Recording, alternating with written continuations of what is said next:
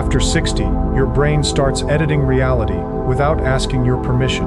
Not slowly, not gently. It quietly deletes details, fills gaps with guesses, and hands you a version of the world that feels complete but isn't. By age 65, roughly 40% of what you think you see is actually reconstructed from memory, not from your eyes. Nobody told you this, and it changes everything about how you should be learning, remembering, and protecting your mind from here on out. Here is what almost everyone believes. They think the brain works like a camera. Light comes in, the eyes record it, the brain plays it back, and what you experience is a faithful copy of the outside world. Simple, clean, wrong. Your brain has never worked that way. Not at 20, not at 40, and certainly not now. What your brain actually does is make a prediction first, a best guess about what's out there, and then it checks that guess against a small trickle of incoming signals. Most of what you experience is the guess. The eyes only send corrections. Think about that for a second. You are not watching the world. You are watching your brain's forecast of the world, updated occasionally by reality. When you're young, that forecast gets corrected fast and often. The correction signals are loud, the wiring is fresh. But after 60, something shifts. The correction signals get quieter, the predictions get louder, and your brain starts trusting its own guesses more than the evidence in front of it. Researchers at University College London, working with adults over 60, found that older brains lean harder on prior expectations when incoming information gets noisy or faint. That's not a flaw you invented. It's a documented change in how the aging brain allocates attention. But the real question is why your brain does this, and the answer involves something most people, including plenty of doctors, never fully explain. It's not memory loss in the way you fear it. It's something stranger, and far more fixable. Let me show you what's actually happening inside your head right now. Start with the raw numbers, because they matter. Your eyes are magnificent, but they are also lazy. At any given moment, only a tiny patch at the center of your vision, an area about the size of your thumbnail at arm's length, is in sharp focus. Everything else is blurry, low detail, almost useless. You don't notice this because your brain fills in the rest. It paints the periphery with expectations. It tells you the wall is still there. The chair hasn't moved. Your kitchen looks the way it always does. Now here's the part that surprises people. To build that seamless picture, your brain relies on stored patterns, on everything you've learned about how kitchens and streets and faces are supposed to look. The more experience you have, the more the brain leans on those stored patterns instead of fresh input. So a 65-year-old brain is, in a very real sense, running mostly on memory. Your world is being reconstructed from a lifetime of saved templates. That has an upside nobody talks about. Your pattern library is enormous. 60+ years of watching how the world behaves gives you predictive power a 25-year-old simply doesn't have. This is why older adults consistently outperform younger ones on tasks involving judgment, vocabulary, and reading complex situations. The research on this is remarkable and consistent. Fluid speed drops with age. Crystallized wisdom keeps climbing well into your 70s. But there's a cost, and the cost is exactly what you feel when you walk into a room and forget why you came in. Here's the mechanism, in plain terms. Your brain has two competing systems. One is fast and effortful. It grabs new information and holds it in the front of your mind. The other is slow and automatic. It runs on stored habit and prediction.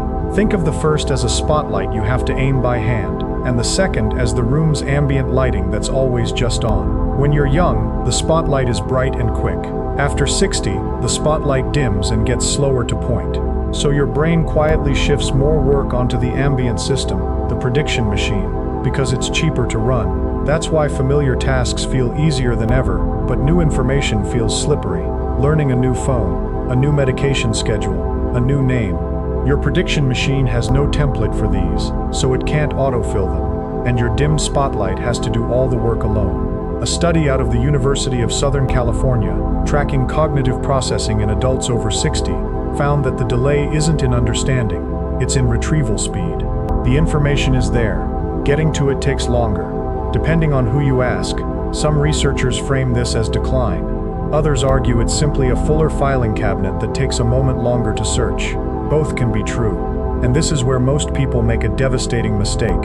They feel that retrieval slowdown, They interpret it as, "My memory is going," and they stop challenging their brain. They read passively. They watch instead of doing. They let the prediction machine take over completely, and the spotlight, unused, dims faster. But this is only half the story. What happens at the cellular level over the next few years is even more important. And it's the reason everything I'm about to teach you actually works. Your brain is not a fixed object. It is a living, rewiring, self-editing organ until the day you die. This is the single most underappreciated fact about aging, and it changes how you should treat every hour of your remaining life. The property is called neuroplasticity, the brain's ability to physically rewire itself in response to what you do. And here's what nobody told you. It does not switch off at 60, or 70, or even 80. For decades, scientists believed the adult brain was essentially finished growing, set in stone. That belief held for most of the 20th century. Then researchers started watching adult brains actually change. New connections forming, unused ones pruning away, whole regions reorganizing after injury or after intense new learning. The old dogma collapsed. Historians of neuroscience still argue over exactly when the field fully accepted this, but by the early 2000s the evidence was overwhelming. Here's the analogy that makes it click. Imagine your brain as a hillside covered in trails. Every thought you think, every skill you practice, is a footpath. Walk a path often enough and it becomes a wide, easy road. That's a well-learned habit or a fact you know cold. Stop walking a path and the grass grows back over it. That's forgetting. Now, the crucial part. After 60, you can still cut brand new trails. It just takes more steps to wear them in. The hillside hasn't turned to concrete. The grass just grows back a little faster. So when you feel a name slipping away, that's not a dead path. That's an overgrown one. And overgrown paths can be re-cleared. The question is whether you're still walking them. This is why the use it or lose it cliché is actually, mechanically true. But almost everyone applies it wrong. They think doing crossword puzzles keeps them sharp. The research is mixed on that, and here's why. Crosswords mostly exercise your existing pattern library, the paths you've already worn smooth. You get good at crosswords. You don't get good at anything else. Real cognitive protection comes from cutting new trails, not rewalking old ones.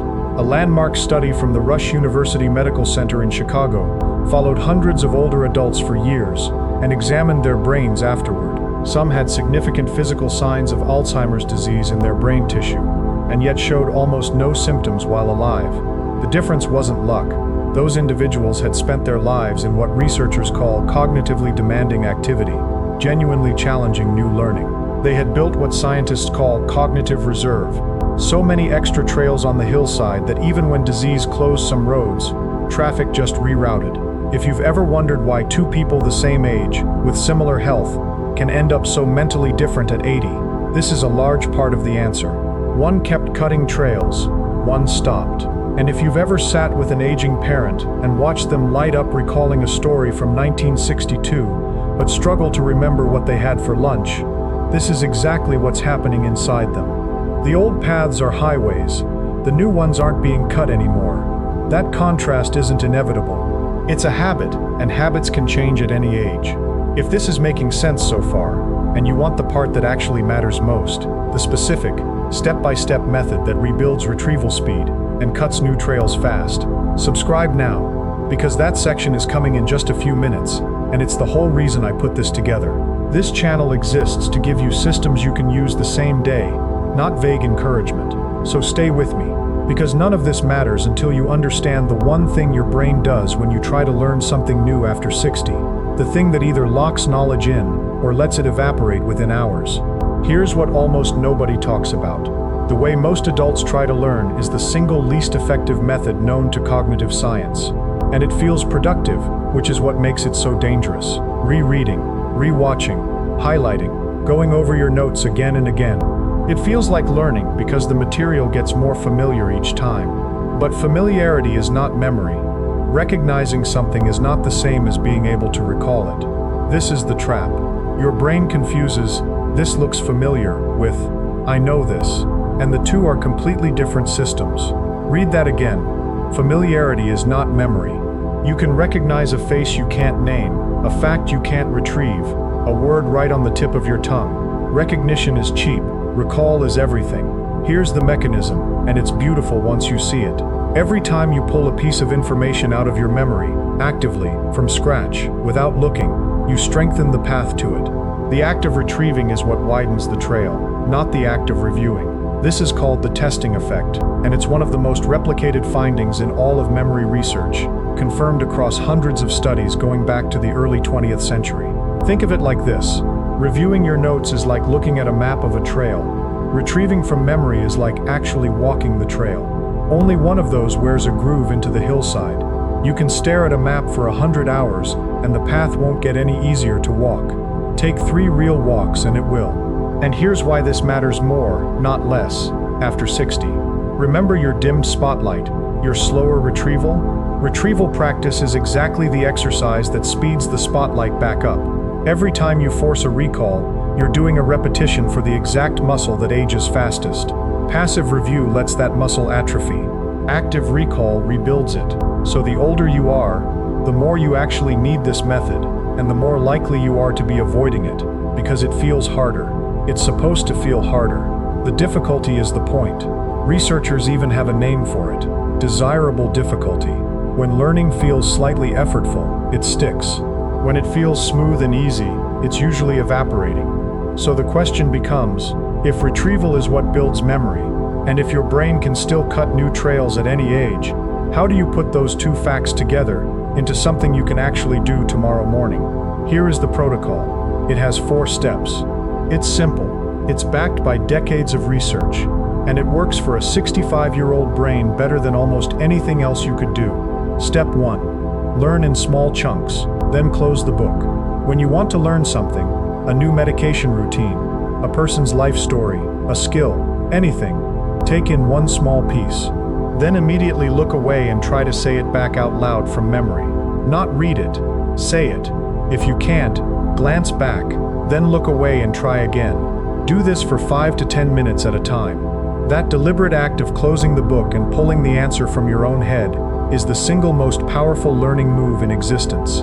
It forces the retrieval that widens the trail. Step 2. Space your repetitions across days, not hours. This is where most people sabotage themselves. They learn something once, hard, and never revisit it. Instead, revisit the same information after 1 day, then after 3 days, then after a week. Each time, do it from memory first. This is called spaced repetition, and there's a mechanical reason it works. Every time you're about to forget something and then successfully pull it back, the path gets dramatically stronger. Far stronger than if you'd reviewed it while it was still fresh.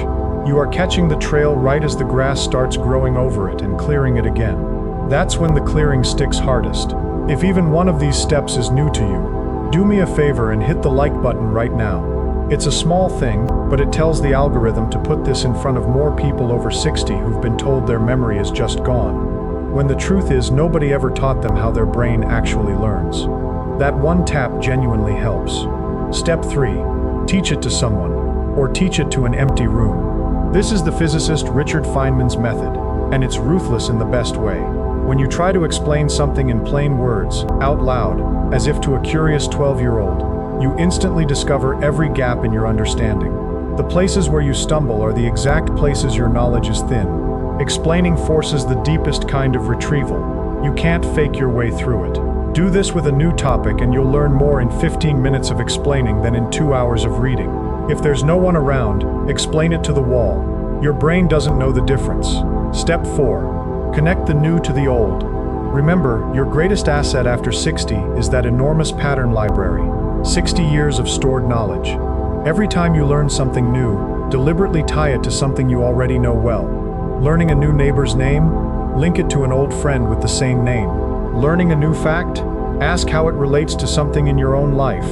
New trails cut faster when they connect to existing highways. You are using your age as an advantage, not fighting it.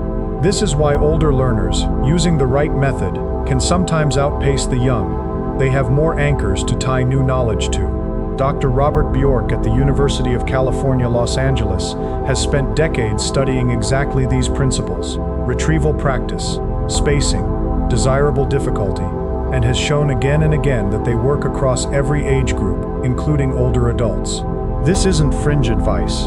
It's the mainstream science of how human memory functions, applied to the exact challenges of a brain over 60. The tragedy is that almost none of us were ever taught it in school. We were taught to reread and highlight, the two weakest methods there are. Put these four together and something remarkable happens over a few weeks. That slow retrieval speeds up. That slippery new information starts sticking. The spotlight brightens. Not because you got younger, but because you finally started training the exact system that was going quiet from disuse. Now step back with me, because there's a bigger truth underneath all of this. Your brain spent 60+ years becoming an expert at prediction. That's not a defect. It's a masterpiece. The reason it leans on stored patterns is because those patterns are the distilled wisdom of your entire life. The problem was never your brain. The problem was that nobody ever told you how it works, so you mistook slowing retrieval for permanent loss, and you stopped asking your brain to do the one thing that keeps it alive: cut new trails. I want to hear from you. Drop a comment below and tell me, what's the one thing in this that you wish someone had told you 10 years ago? I read them, and I bet most of you have felt that retrieval slowdown and quietly assumed the worst, when the truth is far more hopeful. Here's the part I need you to hold on to. A brain that stops learning doesn't age gracefully. It goes quiet because it stopped being asked. Every time you force a recall, teach an empty room, or tie a new fact to an old one, you are physically reshaping the organ that makes you who you are, at any age, right up to the end. The hillside is never concrete. The grass just grows back, and all it asks is that you keep walking. So walk.